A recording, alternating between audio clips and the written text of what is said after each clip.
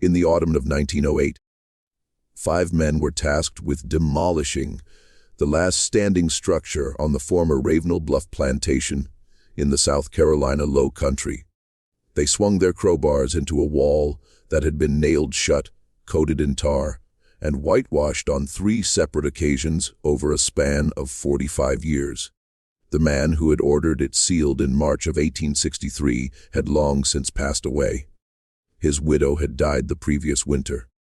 The property's deed had changed hands 4 times, and with each new owner, the Ravenel family's former overseer assured them that the small cabin at the edge of the rice field could be torn down, but under no circumstances was it to be opened.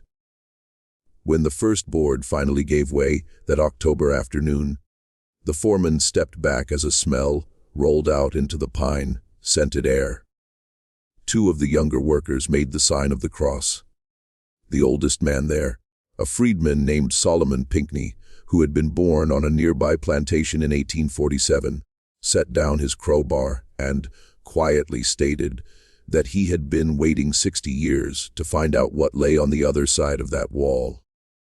What they discovered inside would bring a county coroner out of retirement, generate a series of newspaper articles that were withdrawn from circulation within 3 weeks, and uncover a crime that the Ravenel family had spent 2 generations and considerable wealth attempting to bury behind pine boards and public displays of piety. Before we proceed with the tale of Ravenel Bluff and the cabin that had remained sealed since 1863, please make sure you're subscribed to this channel and leave a comment telling us which state you're listening from right now.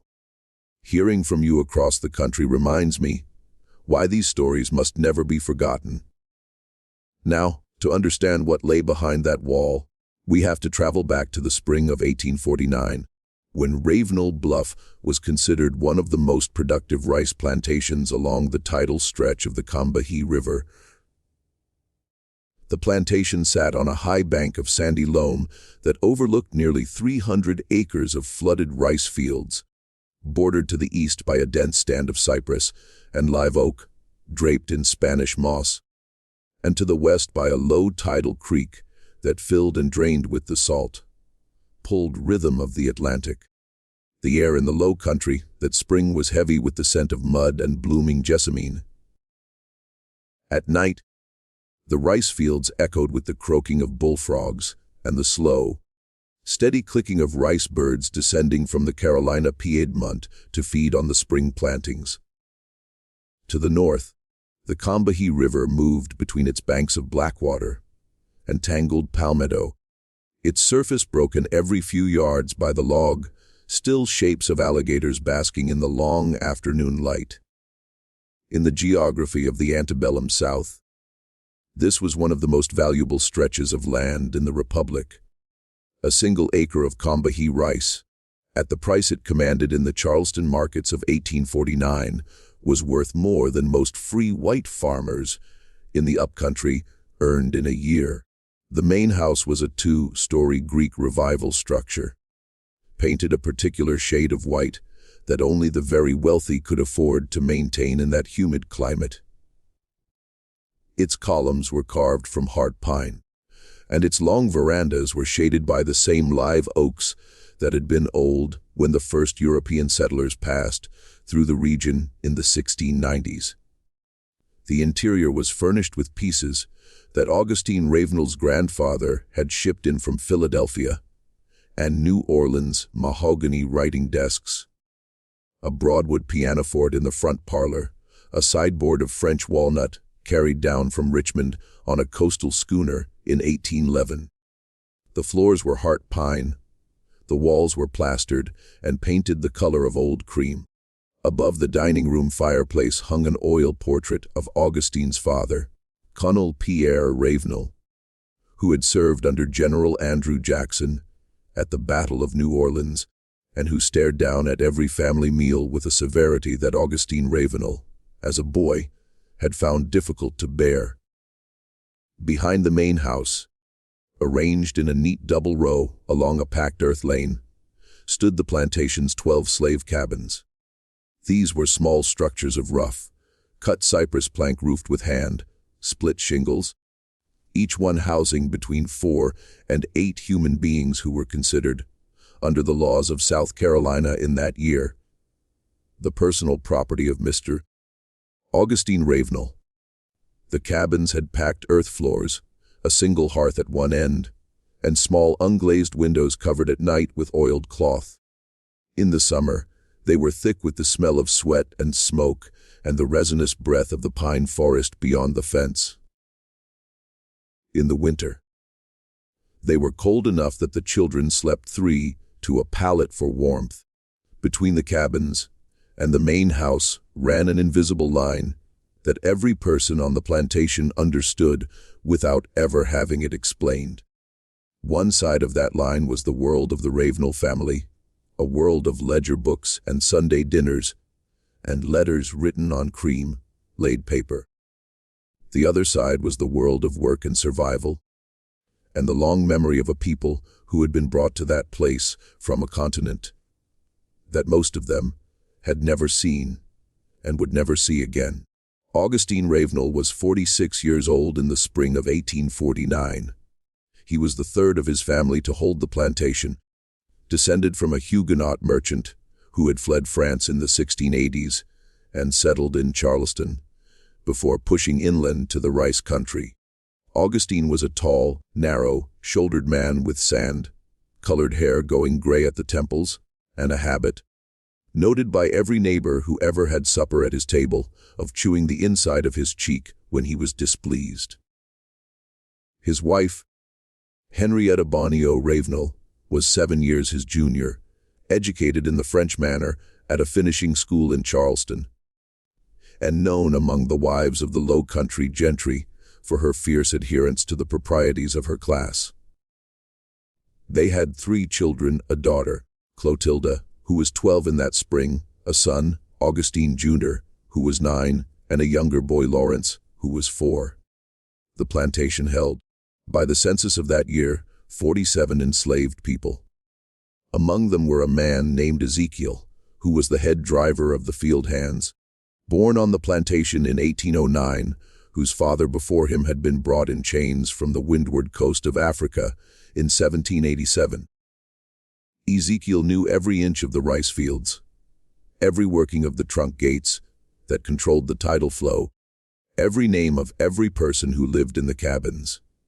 He was, in the unspoken hierarchy of the enslaved community, the man to whom the others turned when a child fell ill, or when a dispute needed to be settled without the involvement of the overseer.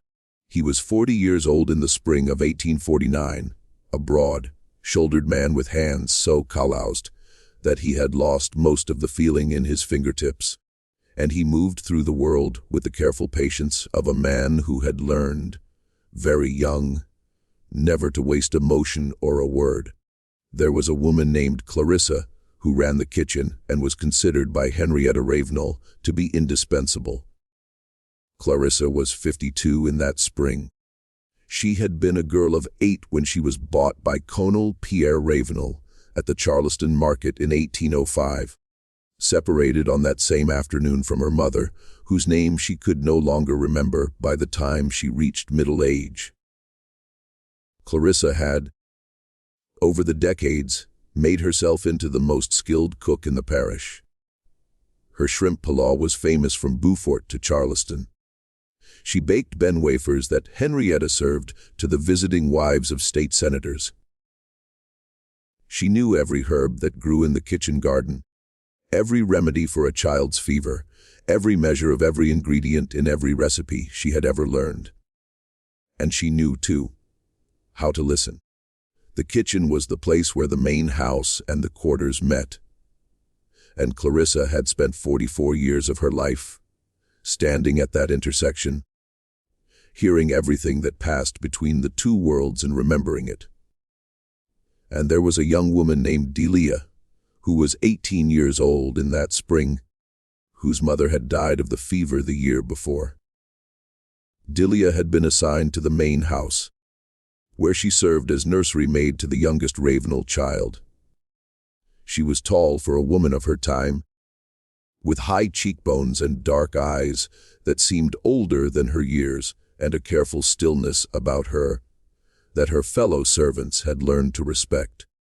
She did not speak unless addressed.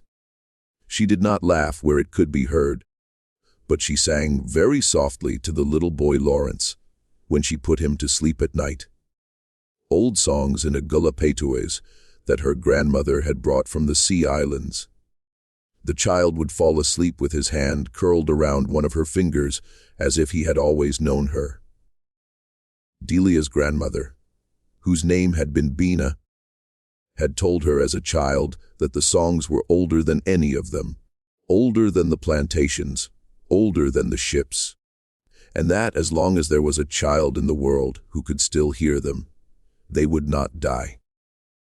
Delia had believed her, singing those songs over the cradle of a white child who was not her own was, in some private corner of her mind, the only way she had of keeping her grandmother alive. The Ravenel family did not think about Delia. They did not think about any of the people who served them. The machinery of the plantation was simply there, like the tide, like the heat, like the presence of God. Henrietta Ravenel recognized her house slaves by face and by function, but she could not have told you the name of a single field hand. Augustine kept better records, but only because records were money. In his study, in a leather-bound ledger stamped with the family crest, he wrote down every purchase and every birth and every death among the people he owned, in the same neat column as the purchases of livestock and the prices of seed. There was no difference in the architecture of his mind between the two. On a plantation of 47 souls, one young woman in a cotton head wrap who sang to the baby was less visible than the furniture she dusted every morning. The politics of the Low Country in 1849 were already beginning to tighten around the edges of this world.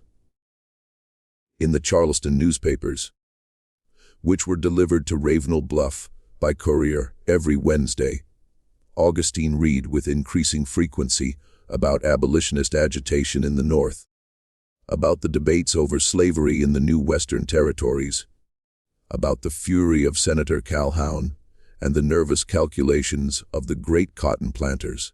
The nullification crisis of the 1830s was still a recent memory. The Mexican War had just ended.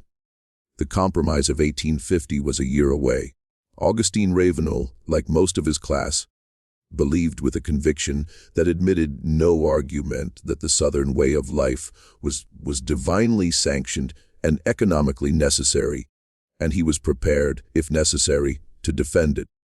He did not yet know that within 12 years his country would split in two over the precise question of whether he should be permitted to continue to own the woman who dusted his desk. Delia, who knew nothing of the debates in Washington, continued to sing to his youngest son in the nursery, to make the little boy laugh, and to keep him alive through the fevers of his first years, because that was what she had been assigned to do. And because the boy, in his own way, had become the thing that made her own life bearable. This was the ordinary world of Ravenel Bluff in the spring of 1849. A world of rice and rhetoric, of mint juleps on the veranda and Sunday, sermons at the parish church in Beaufort district, of neat ledger books in Augustine's study recording every bushel and every birth and every purchase, both of livestock and of people. It was a world that its inhabitants believed would last forever.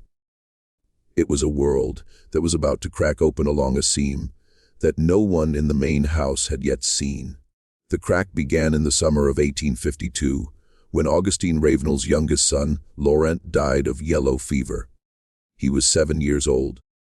The fever came that summer to Beaufort district, in one of the worst outbreaks the region had seen since the epidemic of 1817. It moved through the low-lying plantations along the Combahee River, the way fever had always moved in that country, through the mosquito, thick air of the August dusk, striking the youngest and the oldest first. at Ravenel Bluff. It took 3 people in the course of 2 weeks. An elderly field hand named Old Moses died on the 11th of August. A 4-year-old girl in the second cabin died on the 15th. And on the morning of the 21st, little Lawrence Ravenel woke with a flushed face and a temperature that made Delia's hand jerk back. When she touched his forehead, the boy lasted 8 days. For the first 3, he alternated between fever and shivering. He asked for his mother, who could not be reached in time, and for Delia, who did not leave his side. By the 5th day, the disease had entered its second phase, the yellowing of his eyes, the retching of black matter that gave yellow fever its old name of vomito negro. Delia, who was 21 years old, held him through each convulsion with a steadiness that the household physician, a Dr. Franklin Lezesne, later described in a letter to Henrietta Ravenel as remarkable. When Laurent could no longer speak, Delia held his hand and sang to him the same song she had sung when he was an infant. She sang about the river that ran to the sea. She sang about the woman who became a bird. She sang until her voice gave out, and then she hummed. And then she simply held him. Henrietta Ravenel was in Charleston when the child died, visiting her sister. Augustine was in the study. It was Delia who closed the boy's eyes, washed his small body with rosewater, wrapped him in linen, and did not cry in front of the physician, because she knew that no one in the main house would ask her to. In the weeks that followed, something shifted in the main house. Henrietta returned from Charleston 3 days after her son's burial, collapsed in the front hall, and had to be carried upstairs. She did not leave her bedroom for nearly 4 months. The curtains of the nursery were drawn. The toys were wrapped in muslin and packed away in a trunk. The house was draped in black crepe, the mirrors turned to the wall, and the mantel clocks were stopped at the hour of the boy's death. Augustine, who had been distant from his children for most of their lives, began to spend long hours in the nursery, where his youngest son had died, sitting in the rocking chair Delia had once used. He drank more than he had ever drunk before. He slept badly. He snapped at his daughter, Clotilde, who was 15 that summer and had begun to fear her father in a way she never had before. Delia, who had nowhere else to go, was often in that same nursery, folding small clothes that would never be worn again, dusting a rocking horse that would never be ridden. What happened between them in that nursery over the course of the next year did not happen, because either of them chose it in any sense that a free person would recognize as choice. Augustine Ravenel was the man who owned her. Under the laws of South Carolina in 1852, there was no such thing as the rape of an enslaved woman by her enslaver, because the word rape required a violation of the victim's will, and the law did not recognize that an enslaved woman possessed a will that could be violated. This was not a private opinion of the Ravenel family. It was the written law of the state, upheld by every court in the republic south of the Mason-Dixon line. It had been articulated, most infamously, by Judge Thomas Ruffin of North Carolina in the case of State v. Mann in 1829, when the judge had written that the power of the master must be absolute in order to render the submission of the slave perfect.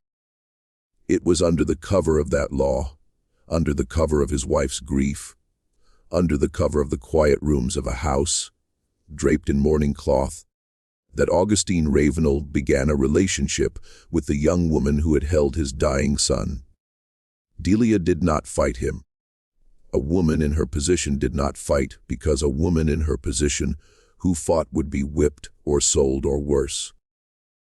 She did what she had always done. She went still. She went silent. She sang in her own mind one of her grandmother's old songs, and she waited for it to be over. When she walked back to her cabin, afterward in the darkness of the lane between the quarters, she walked without making any sound at all. She had learned, by the age of 22, that the body was a thing that could be separated from the self if you were careful. If you were very careful, and if you kept singing. In the autumn of 1853, Delia was pregnant. She was 22 years old. She told no one. The other women in the cabin saw the shape of her body changing under her apron and knew, the way women have always known. Clarissa, who ran the kitchen, took her aside one evening behind the smokehouse and asked her whose it was. Delia did not answer. She did not have to. Clarissa had lived on Ravenel Bluff for 31 years. She had seen this before. She had seen what happened to the women it happened to. And she had seen what happened to the children. Clarissa, who had buried 3 of her own children, and had watched a 4th sold away to a plantation in Alabama, when the girl was 12 years old, looked at Delia for a long time in the red light of the setting sun. She took the younger woman's hand in her own and said that whatever happened, she would help her. She said it quietly, once, and then went back to the kitchen and did not speak of it again. The child was born in the spring of 1854 in the slave quarters, in the smallest cabin at the end of the row, which had been given to Delia after her mother's death. The midwife was an elderly woman named Grace, who had delivered more than 100 babies on that plantation and the surrounding ones over the course of her long life. The labor was long. Delia made almost no sound. When the child came at last, just before dawn on a morning in early April, he came quietly, with his eyes open, looking at the lantern as if he had been expecting it. It was a boy. Delia named him Isaac after her grandfather, who had been brought to the Sea Islands on a ship whose name no one in his family had ever known. The child was light-skinned, with hair the color of wet sand and eyes that would, as he grew, turn the same pale gray as Augustine Ravenel's. When Grace saw the child, she looked at Delia and did not need to ask. She washed the baby in a basin of warm water, wrapped him in a clean linen cloth, and placed him in his mother's arms. Then she sat down on the wooden stool beside the bed and said, very softly, that the child had the look of someone whose life would need to be guarded carefully. Delia nodded. She already knew. Henrietta Ravenel knew, too. She could not know. The child was too obvious and the plantation was too small. The eyes of the other servants were too knowing for her to pretend otherwise. For several weeks after Isaac's birth, Henrietta did not come down to breakfast. When she finally did, on a morning in late April, she did not speak to her husband across the table. She did not speak to him in any meaningful way for almost a year. But Henrietta was a woman of her class and her time. The solution to a problem of this kind, among the planter families of the Low Country, was not to acknowledge it. Divorce was impossible. Scandal was unthinkable. The solution was to keep the mother in the cabin, at the far end of the row, to pretend that the child belonged to some unnamed field hand, and to wait for the years to soften the outline of the resemblance into something that could be politely ignored. For 8 years, that was what they did. Delia raised Isaac in the cabin at the end of the row. Augustine continued, intermittently, and with a pattern that only Delia and Clarissa would have recognized, to visit her. Henrietta lived in the main house, conducted her social calls, took the sacrament at the parish church, and did not speak her husband's name in connection with the child in the cabin. Isaac grew.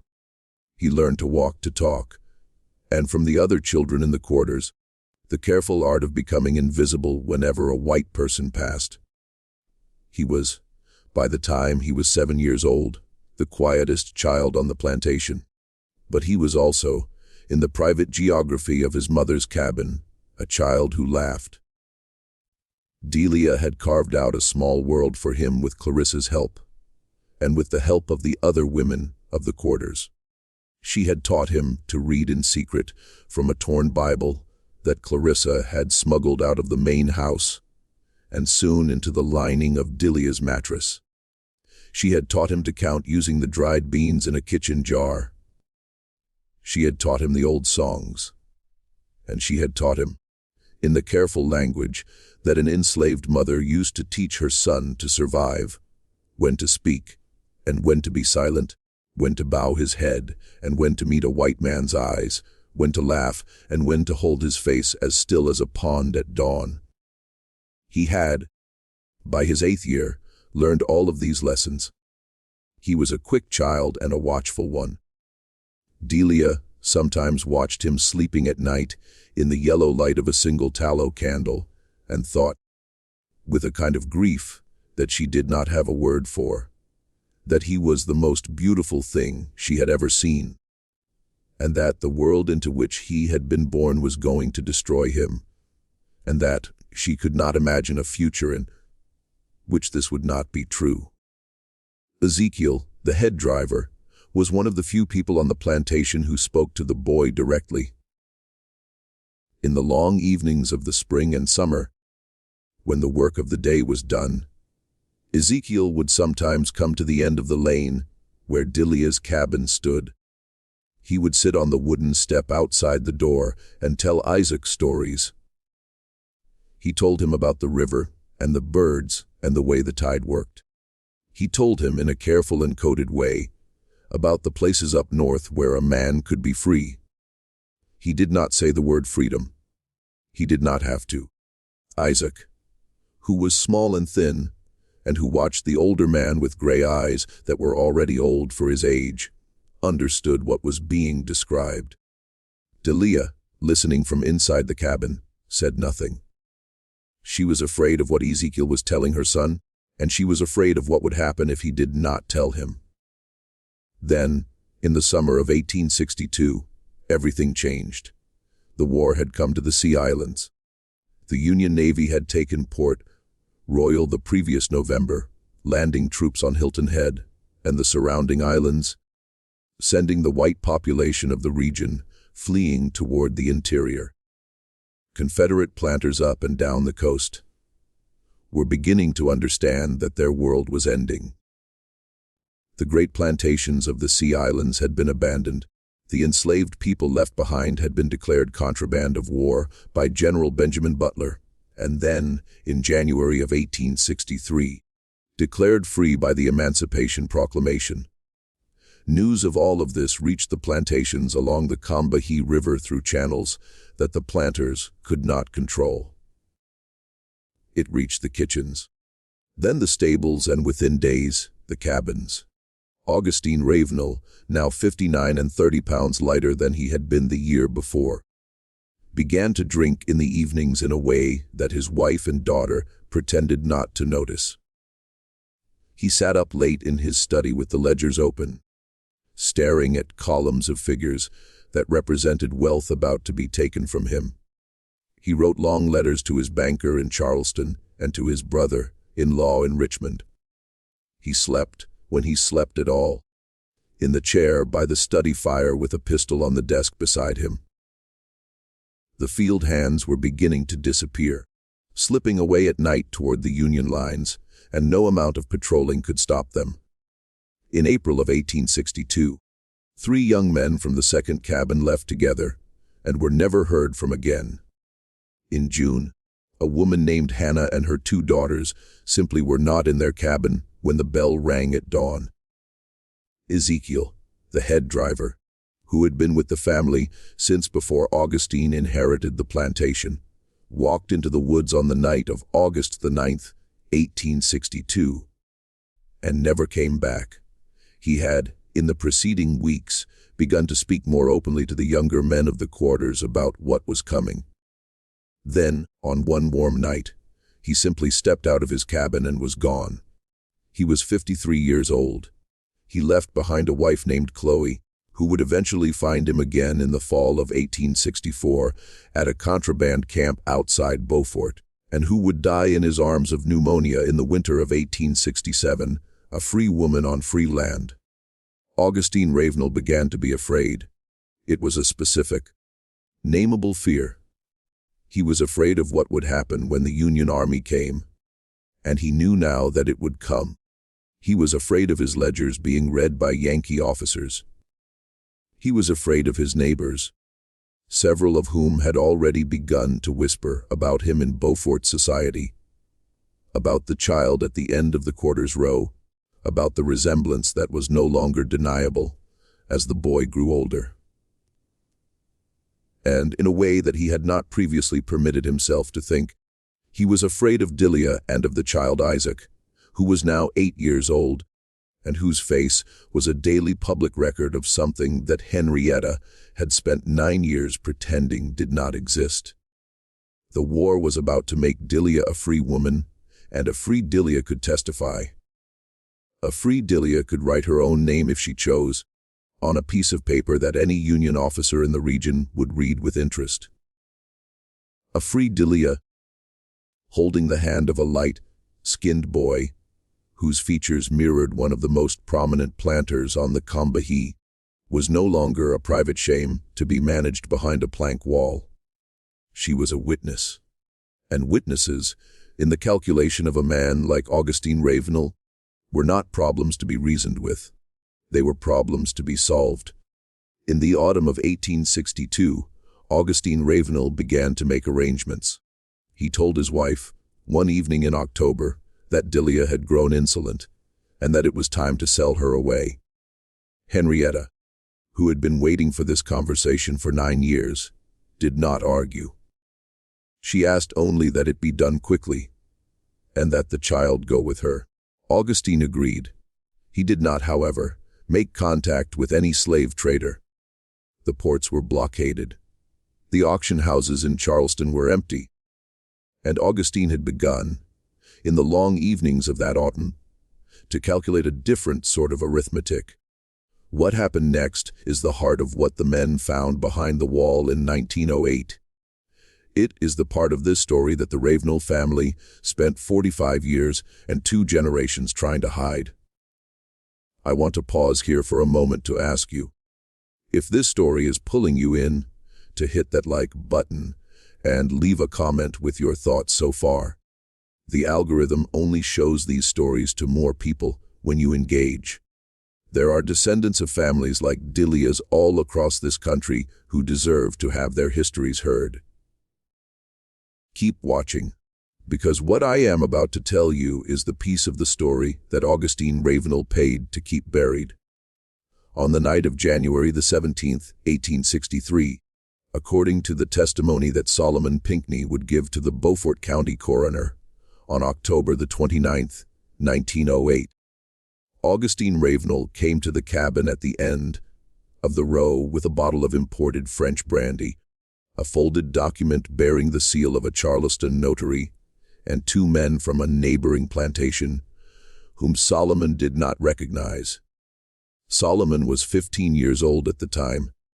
He was in the neighboring cabin, separated from Delia's by a single plank wall, and he heard everything. His grandmother, a woman named Flora, who had raised him after the death of his mother, was asleep on the other side of the small room, worn down by a cough that would kill her before the end of that winter. Solomon was wide awake. He had been wide awake on most of the nights of that January. He was a boy who listened.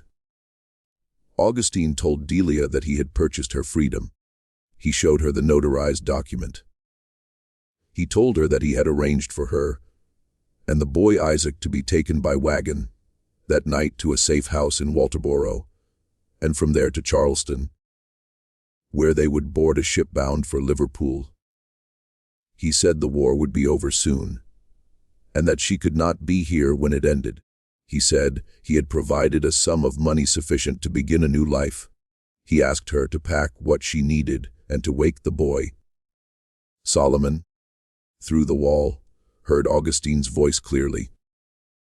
It was the voice of a man who was trying to sound generous and who was, at the same time, trying to sound like a man who had made a decision he did not intend to unmake. Solomon had heard that voice many times in his short life. It was the voice that white men used when they had already decided the outcome of a conversation. And it did not matter what the other person said. Delia did as she was told. Solomon heard her through the wall, moving quietly in the dark, telling the child, in that low singing voice, that they were going on a journey, that he should be brave, that he should be very quiet. He heard her wrap a small bundle of clothes. He heard her strike a match to light the stub of a candle, so that she could find the child's shoes. He heard the child ask if they were going to see the ocean. He heard her say yes, they were going to see the ocean. Solomon, in the dark of his own cabin, began to pray. He did not know precisely why. He could not have articulated what was wrong himself. But something in the arrangement of voices on the other side of the wall had set a cold weight in his chest that would not lift. Then Solomon heard the two men from the neighboring plantation come into the cabin. What happened in that cabin in the next half hour is the thing that the wall was built to hide. Solomon, through the plank wall, heard it all. He heard the child cry out once a small, high sound of surprise more than fear, because the child had not yet understood what was about to happen. He heard Delia scream. It was a single scream, cut short. He heard a sound he would not be able to describe to the coroner 45 years later without stopping and asking for water. A heavy sound, a wet sound, and then a second, smaller version of the same sound, and then, for a very long time, silence. Solomon did not move. His grandmother slept on through all of it, because she was old and her cough had exhausted her, and because the human body will sometimes refuse, at the end of a long life, to wake for sounds that the waking mind could not survive. Solomon lay in the dark with the cold weight in his chest, and he did not cry, and he did not move, and he listened to the silence on the other side of the wall as if he could, by listening hard enough, will the silence to become something else. It did not. Before dawn, Augustine Ravenel and the two men left the cabin. They went to the carriage house. They returned with tools. For the rest of that night and into the gray of the next morning, Solomon listened through the wall to the sound of hammers, of boards being nailed across the inside of the door, of tar being brushed over the seams, and of a wooden bar being driven across the outside of the cabin and sealed with nails as long as a man's hand. When Solomon dared, near noon, to look out through a knot-hole in his own cabin wall, he saw three men whitewashing the exterior of the sealed cabin with a slurry of lime and pine tar. Their faces were set in a way that told him, even at 15, that they were not men who had done something they would admit to in daylight. Augustine Ravenel told the remaining enslaved people on the plantation that Delia and her boy had been sold in the night to a trader bound for Cuba. He said the cabin had been sealed because of fever. He said no one was to go near it. He said anyone caught near that cabin would be whipped within an inch of their life. And then, because the war was coming and there was no time for sentiment, he moved on. 6 months later, in July of 1863, Augustine Ravenel was dead. He had been thrown from a horse on the river road, his neck broken against a fence post, and he died where he fell. With no last confession, no last arrangement, no last alteration to the will he had signed in 1861, his widow Henrietta inherited the plantation. The Union Army reached the Combahee River in the late summer of that year, during the raid led by Harriet Tubman and Colonel James Montgomery, and 32 of the remaining 39 enslaved people at Ravenel Bluff walked away toward the gunboats and were free. Solomon Pinckney was among them. He was 15 years old. For the next 45 years, the sealed cabin at the end of the row stood where Augustine Ravenel had left it. Henrietta Ravenel, who lived until the winter of 1907, never spoke of it. Her surviving children, Clotilde and Augustine Jenner, grew up knowing only that their father had ordered the cabin sealed because of fever, and that it was not to be touched. When Clotilda married a Charleston physician in 1868 and moved away, she did not look back at it. When Augustine Gender inherited the plantation in his mother's last years, he did not look at it either. The cabin was whitewashed a second time in 1881 during a general repainting of the outbuildings, and a third time in 1899, when the plantation was first put up for sale. Each time, the workmen were told by the estate's overseer, an old man named Claiborne Huger, who had served the Ravenels since before the war, that the cabin was to be painted over, but never opened. Claiborne Huger died in 1906. He took what he knew with him. Decades passed. The fields grew up in pine saplings and broom sedge. The main house, grand in 1849, settled and sagged on its foundations. By 1908, the plantation had been sold twice and was in the hands of a timber company out of Savannah that had no use for it, except to harvest the last of the live oak and pine and then subdivide the rest for small farms. The timber company hired a local foreman named Edgar Fripp to tear down the outbuildings. Edgar Fripp hired a crew of 5 men. On the morning of October the 27th, 1908, that crew came down the old packed earth lane between the rows of collapsed cabins and arrived at the one at the end of the row. The one that had been whitewashed 3 times. The one that stood slightly apart from the others. The one that no one in Beaufort County could remember ever having seen opened. Edgar Fripp, a practical man not given to superstition, told his crew to knock it down. He did not know about the wall that had been built on the inside of the cabin.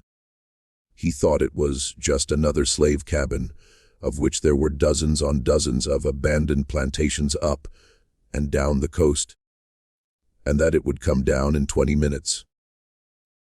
Just when we thought we understood the story of Ravenel Bluff, the horror sealed inside that cabin is about to come out into the daylight for the first time in 45 years. If this story is giving you chills, share this video with a friend who loves dark American history. Hit that like button to support the channel and subscribe so you never miss a story like this one. What Edgar Fripp's crew was about to find will change everything. The first blow of the crowbar against the outer wall of the cabin came down at just after 1100 in the morning. The plank splintered easily. The wood was old cypress, cut from the river bottom 60 years before, and it gave way with the dry crack of something that had been waiting a long time to fall. The second blow took down a second board. The third exposed what at first seemed to be a second wall, perhaps 18 inches behind the first, nailed up from the inside with boards of the same cypress plank, the seams sealed with black tar that had hardened to the consistency of stone. The men paused. They had all seen the outside of the cabin whitewashed 3 times over, but none of them had expected a second wall. Edgar Fripp stepped forward and ran his hand along the inner wall. He pulled back his fingers and smelled them, then looked at Solomon Pinckney, the oldest man on the crew and the only one among them who had been alive in 1863. The younger workers, who had started the morning joking about how quickly the job would go, had fallen completely silent. One of them, a man named Jessup, took off his hat and began to turn it slowly in his hands. Another, the youngest, a boy of 19 named Caleb, took several steps back from the cabin without seeming to be aware that he was doing it. The autumn light fell slant through the pines. Somewhere in the distance, a mourning dove called 3 times and stopped. Solomon, who had been waiting for this moment for 45 years, said nothing. He took the crowbar from the younger man nearest him, walked up to the inner wall, set the bar against the seam between 2 boards, and pulled. His hands, which had grown old on their own schedule, were shaking. He had to set the bar a second time before he could get leverage. When the board finally came loose, it came away with a long tearing sound, like cloth being torn in half. The smell that came out was not the smell of fever. It was not the smell of any illness that Edgar Fripp had encountered in his 41 years. It was the dry, dusty, faintly sweet smell of something that had been sealed in darkness for nearly half a century. It carried in it the particular and unmistakable weight of the human dead. It was, Edgar Fripp would later say, in an interview that was never published, a smell that a man could recognize even if he had never smelled it before, because some part of the human mind knew it the way the body knew hunger or thirst. Solomon Pinckney, who had smelled it before in the hospitals of the war years, took 2 steps back from the opening and sat down on a fallen log. His face had gone gray. Edgar Fripp ordered the crew to stop. He sent the youngest worker, Caleb, running on foot 2 miles through the pine woods to the nearest telephone at the general store at Green Pond, with instructions to call the Beaufort County Sheriff and the county coroner. Then Edgar Fripp and Solomon Pinckney and the 3 remaining men sat down on the ground 20 feet from the cabin and waited. No one spoke.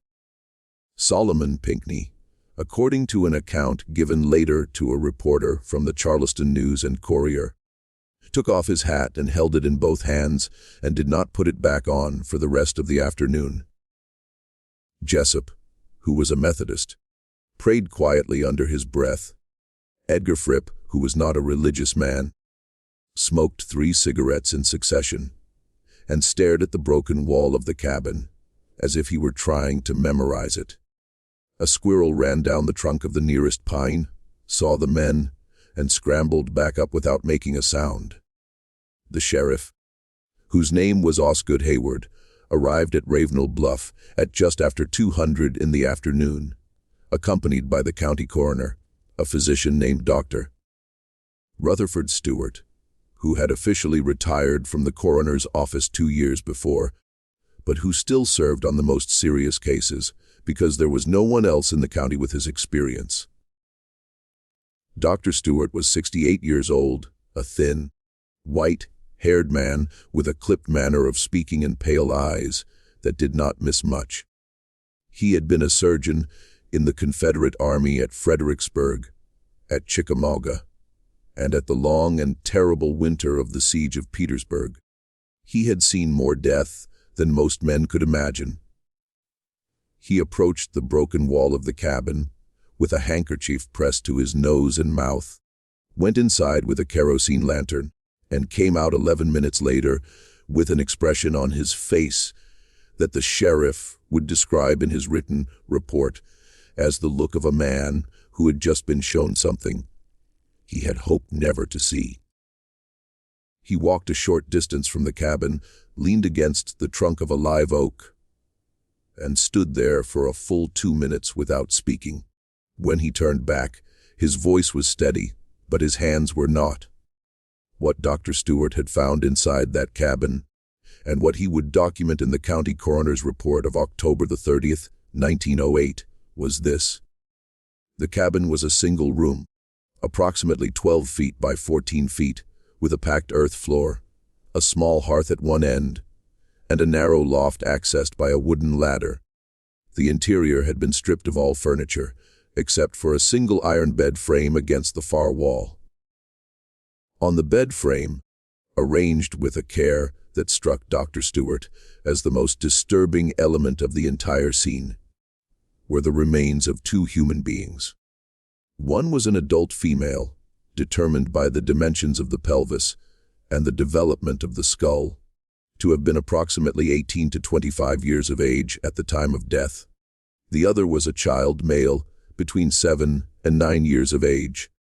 The remains had been almost entirely mummified by the sealed, dry conditions of the cabin, which had kept out moisture and scavengers for 45 years. The skin had become the color and texture of old parchment. The hair was still attached to the scalps. The clothing, a simple cotton dress on the woman and a linen shirt and wool trousers on the boy, was intact, though faded and brittle. The woman's arms were positioned around the child, whose head rested against her shoulder. They had been placed that way after death. Dr. Stewart was certain of this because the arrangement of the limbs was too composed to have occurred during any struggle. Someone, he noted in his report, had taken the time to lay them together in something that approximated a posture of rest, and had then built a wall around them and gone home. On the skull of the woman, at the left temple, there was a clearly visible fracture consistent with a single heavy blow from a blunt object. On the skull of the child, at the back of the head, there was a similar fracture. The bones of both bodies were otherwise intact with no evidence of struggle, no defensive wounds to the forearms, no displaced limbs. Whatever had been done to them had been done quickly. This was, Dr. Stewart wrote, a mercy of a kind, although the word mercy was not one he used without discomfort in this context. On a small wooden table beside the bed, there was a folded piece of paper, brittle with age, but still legible. It was a notarized bill of manumission dated January the 15th, 1863, signed by Augustine Ravenel, granting freedom to one Delia, 22 years of age, and her son Isaac, 8 years of age. The document bore the seal of a Charleston notary, a man named Francis Gadsden, who had died in 1879. But his records had been preserved in the Charleston County Archives, and his signature matched the signature on the document exactly. Beside the paper, there was a small leather pouch containing 37 silver coins, mostly Mexican and Spanish pieces of 8, dated between 1821 and 1859, a year's wages for a free laborer in 1863, enough to begin a life if you were willing to work, and if you were careful. Beside the pouch, there was a single object wrapped in muslin cloth. When Dr. Stewart unwrapped it, he found a child's wooden horse carved by hand from what looked like live oak, smoothed by years of a small palm closing around it. The mane had been carved in fine detail. The tail had been notched with the care of a man who had loved the making of small things. Stuck to the underside of the horse, where it had been scratched into the wood with something sharp, were 2 initials, the letters I and R, Isaac Ravenel. Stewart came out of the cabin and sat down on the earth beside Solomon Pinckney, and did not speak for a long time. The 2 old men, the white doctor and the black freedman, sat side by side on the ground in the October sunlight, without looking at each other. The sheriff and the remaining workmen stood a respectful distance away and did not interrupt them. At last, Solomon looked at him and asked, in the careful voice he had used to speak to white men all his life, whether the bodies were of a woman and a boy. Dr. Stewart said yes. Solomon asked whether the boy had light hair. Dr. Stewart said he could not be certain because of the condition of the remains, but that what hair was present appeared to be fair. Solomon nodded once, and then he began to cry. He was 76 years old. He had not cried, according to his grandchildren who were later interviewed, in any of their lifetimes. He cried without sound for nearly 20 minutes. Then he stood up, put his hat back on, and told Sheriff Hayward and Dr. Stewart what he had heard on the night of January the 17th, 1863.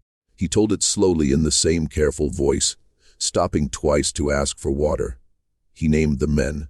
He described the sounds. He described, with an accuracy that would later be corroborated by the coroner's findings, exactly where the bodies had been placed on the bed and which one had been killed first and how he knew. When he was finished, Sheriff Hayward took off his own hat, and the 3 men stood together in the long October shadows and did not speak for a long time. The investigation that followed lasted exactly 17 days, and then it was over. The Beaufort County Sheriff, Osgood Hayward, took Solomon Pinckney's statement on the evening of October the 29th, 1908, and filed it with the county court. Dr. Stewart filed his coroner's report on the 30th.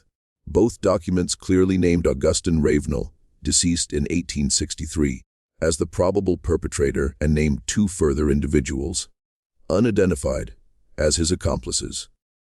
The local paper, the Beaufort Gazette, ran a story on the morning of October the 31st under the headline, "Grim Discovery at Old Ravenel Place," describing the finding of the remains and alluding, in the careful language of 1908 South Carolina, to the possibility that a crime had been committed. The Charleston News and Courier picked up the story on November the 2nd. A reporter from the Savannah Morning News came to Beaufort County on November the 4th and interviewed Solomon Pinckney at length. Then, on November the 17th, 1908, the story disappeared. The Beaufort Gazette ran no further articles. The Charleston News and Courier printed a brief notice on its back page, stating that the remains had been interred at the county's expense in an unmarked grave at a nearby cemetery, and that no further investigation was warranted given the death of the principal suspect 45 years previously. The Savannah Morning News never ran the interview its reporter had conducted. When Solomon Pinckney's grandson, Samuel Pinckney, attempted in 1934 to obtain a copy of Sheriff Hayward's original report from the Beaufort County Courthouse, he was told that the file could not be located. What had happened, it is now possible to piece together from later evidence, was this. Clotilda Ravenel, the daughter of Augustine and Henrietta, was by 1908 a widow living in Charleston and the mother of 3 sons, 2 of whom were prominent figures in South Carolina politics. Her brother, Augustine Jr., had died in 1901, but his sons, her nephews, were officers in the state banking system. The Ravenel family had, in the 45 years since the war, rebuilt its fortune through a combination of timber interests, banking, and marriage. It was not a family that could afford to have a newspaper story circulating about a murder committed by its patriarch, through mechanisms that were never documented, but are not difficult to imagine. The story was made to go away. Sheriff Hayward, who ran for re-election in 1910, did not mention the case in his campaign. Dr. Stewart, who died in 1912, never spoke of it publicly. The reporter from the Savannah Morning News was reassigned to the agricultural desk and left the paper within the year. What the Ravenel family could not control was Solomon Pinckney. Solomon lived until 1927. He was 79 years old when he died.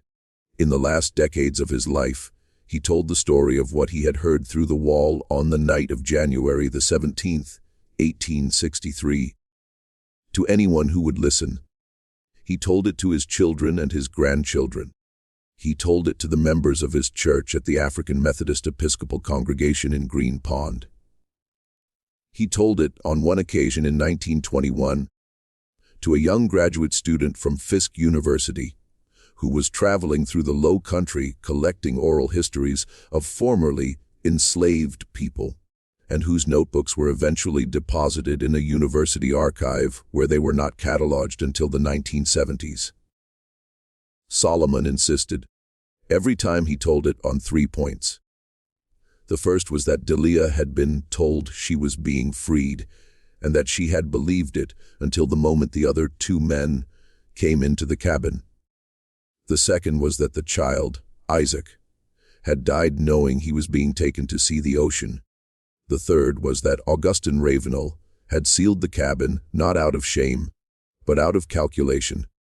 He had sealed it because a living woman and a living child, both free and both carrying the evidence of his paternity, could destroy him and his family in a way that the corpses behind a plank wall never could. Augustine Ravenel had murdered them, not to hide the evidence of his crimes against Delia.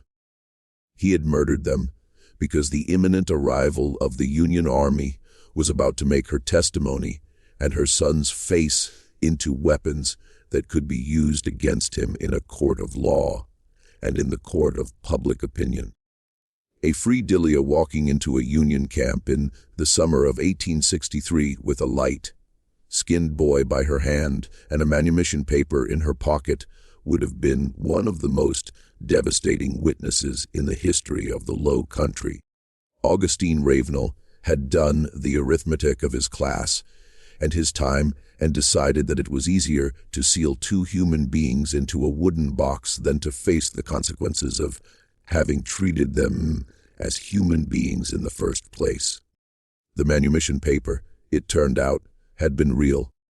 He had paid to have it drawn up.